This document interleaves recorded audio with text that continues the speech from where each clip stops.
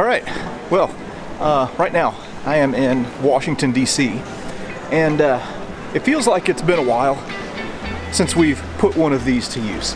So we're getting ready to hop on a plane. We're linking up with Eric Dorr from the Gettysburg Museum of History, and we are heading to Munich and Bavaria and a little bit of Austria in the area of southern Germany. Got a whole bunch of exciting things that we're going to be looking at on this trip, places that we're going to be visiting. Again, Eric's going with us, so he has all kinds of artifacts that he's bringing along. I don't even know what he has. But anyway, we're going to link up, hop on the plane, and make our way to Germany.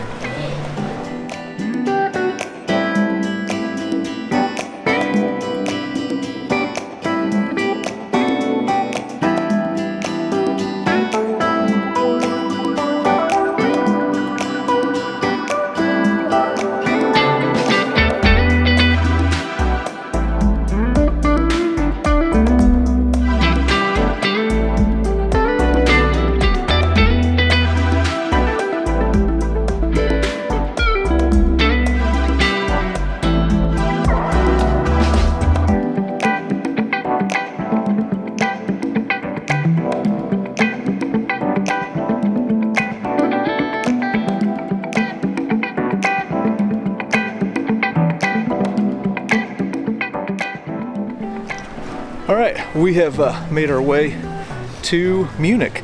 Kind of tired, didn't get much sleep on the flight, so if I say something stupid in this episode, well, that's probably why. Not that I don't say stupid stuff all the time, but anyway, I thought that we would start off our kind of walk around Munich right in the city center in the Marienplatz.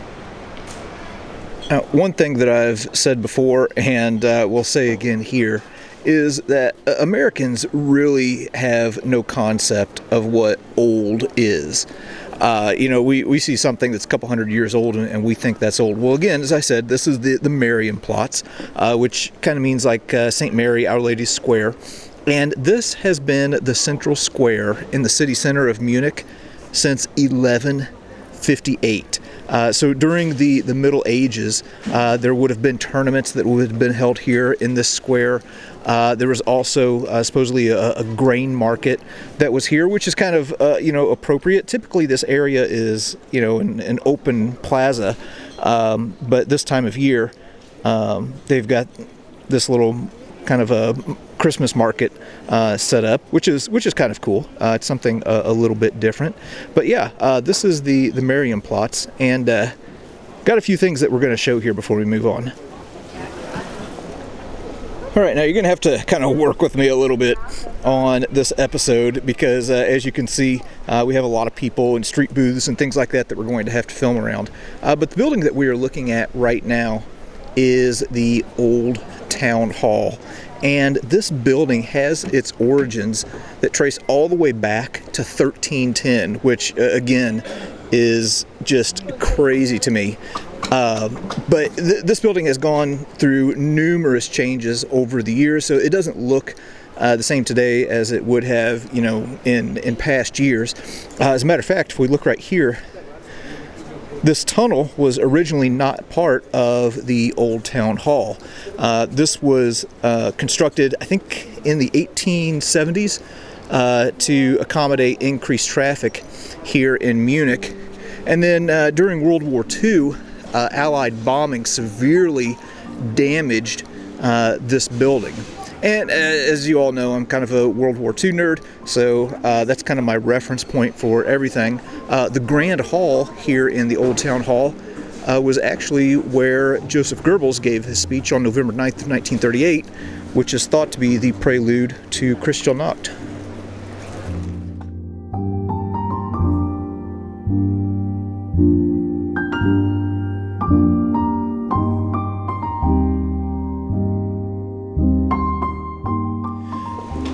Now, to me, when you stand here in the Marienplatz, the structure that really dominates this square is this one right here. Now, we just looked at the old town hall, and if I were to just walk into the square and you were to ask me which one is the old one and which was the new one, I would say this is the old one, but this is actually the new town hall.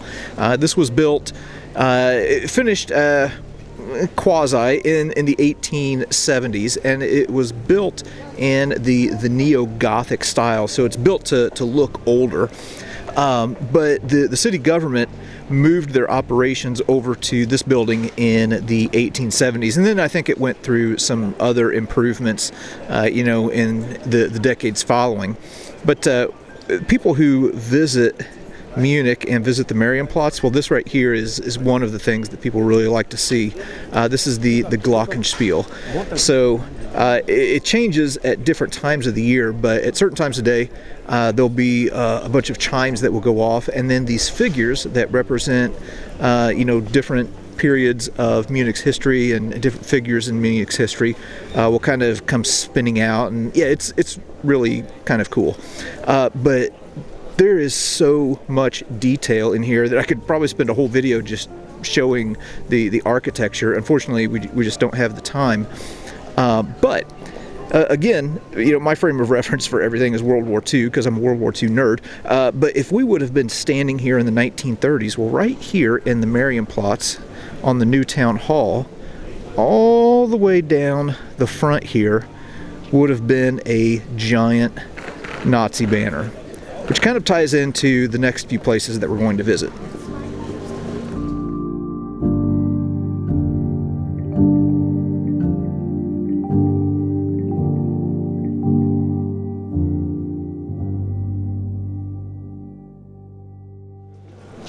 Okay, now before I go anywhere, I'm probably going to throw down on one of these Bavarian pastries. Holy smokes. Holy cow. Look at this thing. It's like, oh my gosh. I just got powdered sugar all over me, but this thing is like the size of my face. All right, obviously this is messy, so I'm going to shut the camera off and eat this thing, and then got a few other places to show. All right, well, in case you were wondering, yes, the Bavarian donut was quite good. Messy as heck, but good nonetheless. As a matter of fact, hopefully I got all the powdered sugar out of my beard, or else people here in Munich are going to be thinking I'm just coming off of some cocaine binge. But anyway, if you would have been walking the same streets that I am now here in Munich in 1919, the atmosphere would have been quite different from what it is today. People would have been more somber and maybe angry, coming out of World War I and the Treaty of Versailles, and all these things that were happening in Germany at the time. And there was one particular corporal from the German army who was exceptionally disillusioned that found himself walking these very streets. Well, as I'm sure you've figured out by now, the German corporal that I'm referring to is none other than Adolf Hitler. So just to give you some reference as to where we are standing, this right here is called the Isar Gate. In medieval times, this would have served as the eastern entrance to the city, close to the Isar River. And in 1919, Hitler, as I said, would have just been disillusioned and aimless and angry after the war, and was working for the German government or the military as an informant. And on the 12th of September of 1919, he was sent to this building right here, which at the time was called the Sterneckerbrau, and was serving as the headquarters for a group called the German Workers' Party. There was supposed to have been a speaker that evening by the name of Dietrich Eckart, who would later go on to become Hitler's mentor. But he wasn't there that evening. He was ill, and somebody else stood in his place and was lecturing on the breaking of interest slavery. And somebody in this building, while Hitler is staying there gathering information, listening, talks about how Germany should just be broken up. And I guess Hitler just kind of dressed him down. And also in the building was the leader of the German Workers' Party, a guy by the name of Anton Drexler. He took notice of Hitler and was like, hey, this guy is kind of articulate and has some passion. We could maybe use him. So he gave Hitler a pamphlet, and later on that month, Hitler would join the German Workers' Party. A lot of people think that Hitler founded the Nazi Party. He did not. He actually joined. He was member number 555, if I remember correctly. But yeah, that all happened right here in September of 1919 at the Sterneckerbräu. Before we move on, I want to take a quick walk down this alley to show the door that would have led to the office of the German Workers' Party. So to the best of my understanding, they rented a space from the Sterneckerbräu here, and again, it's where they had their office space. Now, in later years, the Sterneckerbräu became a Nazi museum and really a Nazi shrine. We're kind of looking at one of the origin places of National Socialism, and something that is kind of interesting is if you go to Google Earth or Google Maps and you go to this site right here, well, at the time that I'm filming this, it's blurred out, as is a spot across the street which was the birthplace of the SS.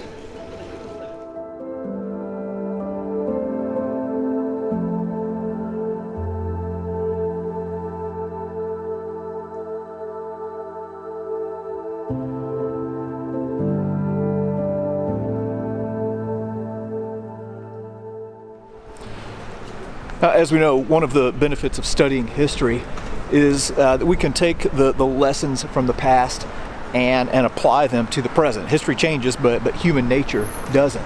And one thing that we can learn from this era, 1919 and into the 1920s, Germany was in chaos.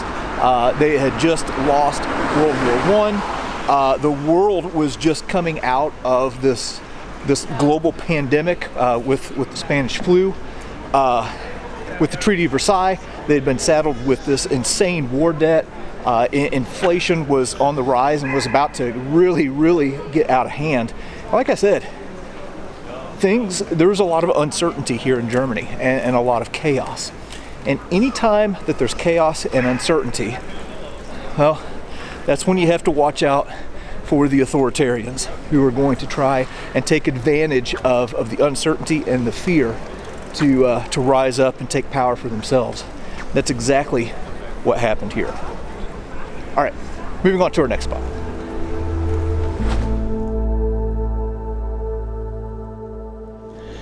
We've moved now to one of the most popular places in Munich, and that is the Hofbrauhaus. So this is a beer hall that was started all the way back in the 1500s. And one of the stories I read was that the Duke of Bavaria found the beer in Munich to be so awful that he had to have it imported. And the Hofbrauhaus was a solution to that problem. This has kind of had a lot of famous patrons over the years. I think that Mozart lived like a block away from here. Vladimir Lenin, prior to World War I, also frequented the Hofbrauhaus whenever he lived in Munich. So yeah, a lot of history here in this building. So we're going to go inside and maybe see if we can grab a bite to eat and look at some of the history in here. All right, we just got into the Hofbrauhaus here. Kind of loud, as one might expect, with this being one of the more popular places here in Munich. So again, very historic place. It's been here for a long time. And if we look up, you can see there's a certain design on the ceiling that used to have a little bit different look in the 1930s and 40s, but was redesigned a little bit after World War II. But anyway, we're going to see if we can find a place to sit in here.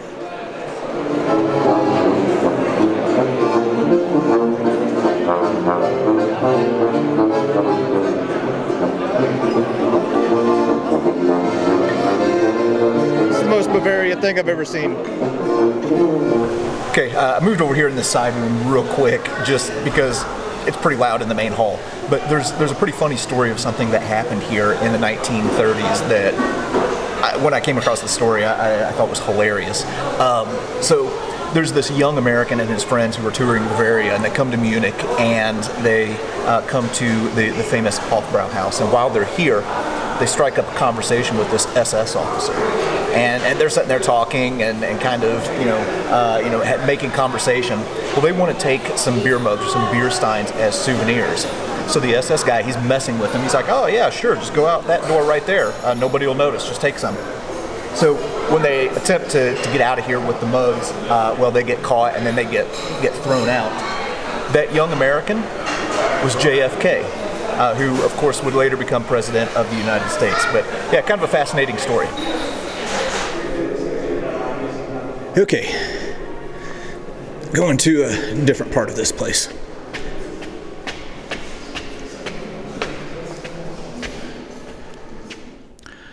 All right, we just came upstairs to the Hofbrauhaus, and this is the festival hall, and unfortunately, the doors are locked, but that's okay. We can at least see in here.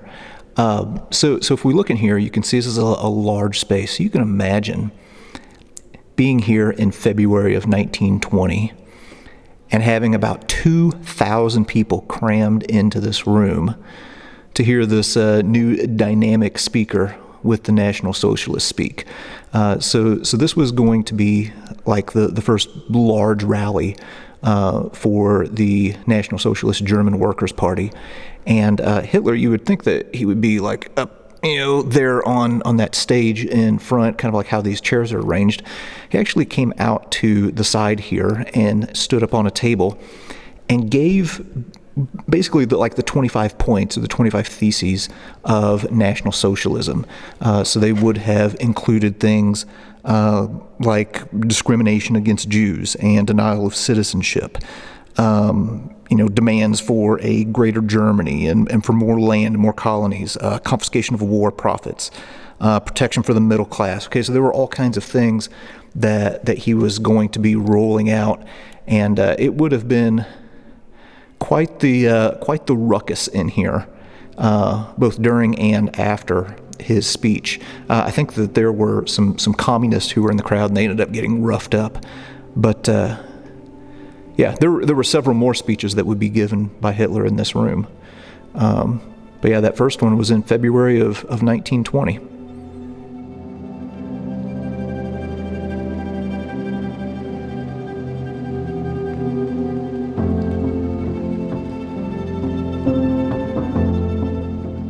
All right, well, that was a little bit here at the Hofbrauhaus.